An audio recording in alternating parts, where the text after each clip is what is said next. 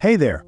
Today we've got some exciting news about Despicable Me 4, packed with new characters. Stick around as we dive into details about 8 new faces in the franchise, including their roles and origins in the 6 Minions movie and Gru's family. Poppy.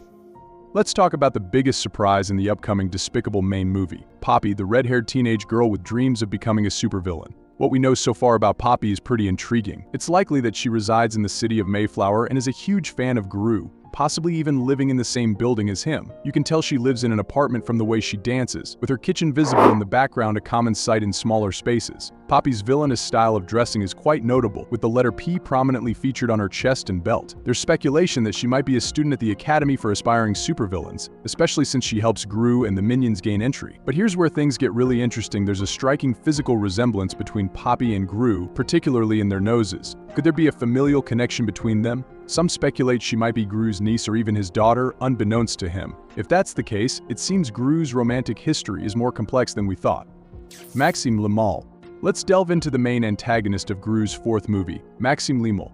There's a clear feud between him and Gru. Maxime is someone who places great importance on fashion codes, evident from his refined green coat with golden details, along with the stylish golden bow tie and glasses. Moreover, there seems to be a connection between Maxime and cockroaches, as his super robot is a giant cockroach. 2 intriguing theories surround Maxime's origin, although details are scarce. Firstly, it's speculated that Maxime and Gru studied together at the Academy for Aspiring Supervillains, leading to a rivalry that culminated in Gru's role in Maxime's imprisonment while working with the Anti-Villain League. Alternatively, there's a theory suggesting Maxime could be the son of Dr. Nefario, given their similar glasses. This theory suggests Maxime's resentment towards Gru stems from his father's favoritism towards Gru during childhood. What theory do you have about this new villain? Share your thoughts in the comments below, and don't forget to hit the subscribe button if you haven't already. Valentina.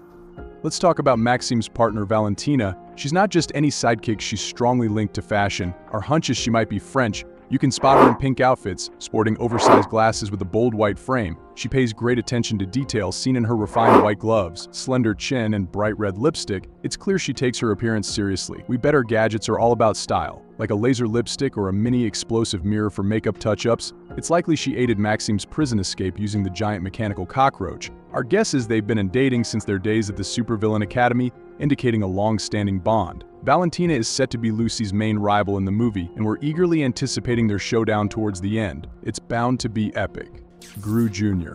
Let's talk about Gru Jr., hands down the cutest addition to the crew. He's like a mini version of Gru, but with his mom's fiery red hair and that nose. It's just like his dad's, giving him that trademark grumpy look. Especially when he's around Gru, he's rocking clothes that match his old man's style, with a gray scarf and matching baby outfit. It's like father, like son, right down to the fashion sense. But here's where it gets interesting. When he masters Honey Badger, he shows some serious skills in handling danger. That could mean he's got what it takes to follow in Gru's footsteps as a supervillain, or maybe even join his mom as an agent fighting against bad guys. And get this, he's joining Gru and the Minions on a super secret mission. Looks like things got serious because Lucy and the girls might have been kidnapped with no one else to watch him. Gru Jr. is tagging along, ready to take on whatever comes their way, even invading the Academy for Aspiring Supervillains.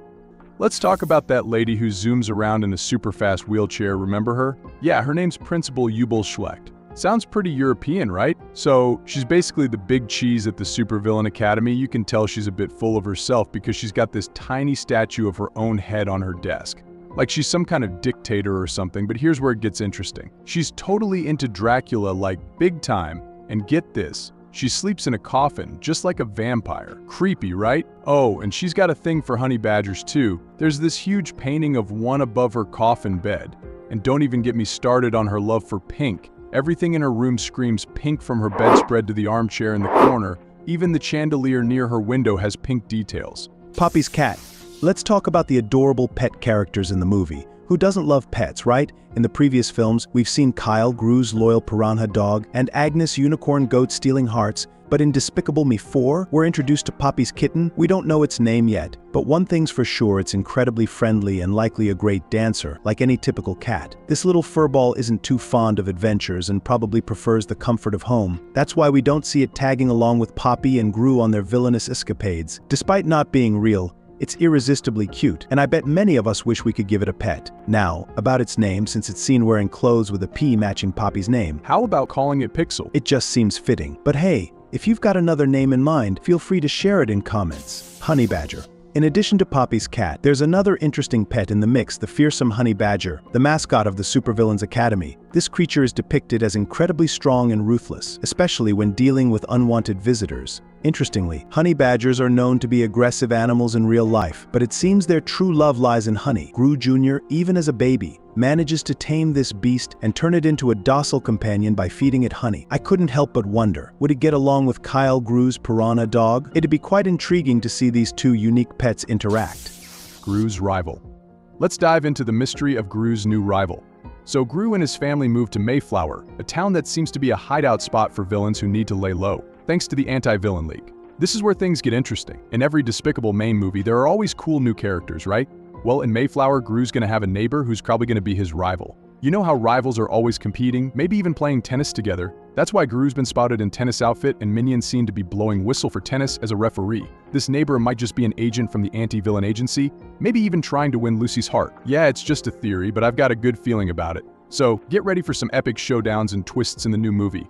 Despicable Me just keeps getting better, and the fourth one's gonna be masterpiece.